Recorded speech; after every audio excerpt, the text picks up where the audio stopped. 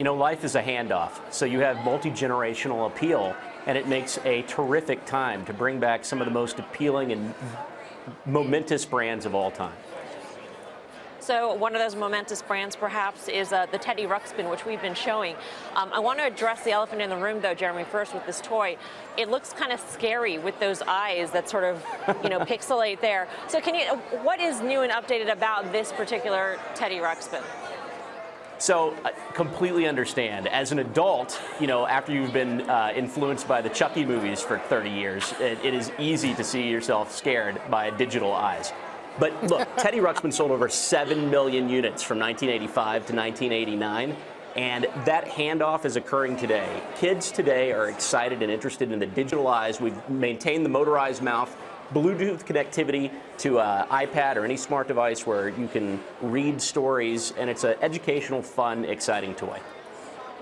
Are the licensing costs on some of these old classics expensive, or are the people who hold those rights just grateful that someone is interested in selling them again?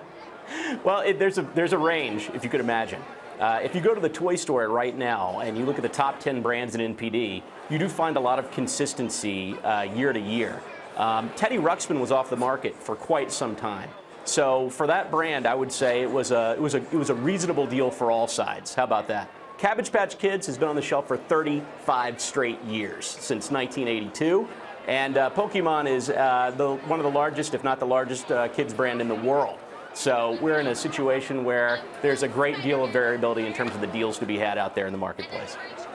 Jeremy, I've actually seen an informal version of this at work. Basically, my dad from the basement kept stuff from my brothers and me, give it to our kids. Actually, and there's sort of a fascination with it. I just wonder if there are certain, let's say, 80s or earlier toys that seem not to travel well into today. Oh, absolutely. I'd prefer not to mention them because I'd like to only be sued maybe once in my life. But yes, that is true. What kinds of things might not work? I mean, is there any kind of rule to that?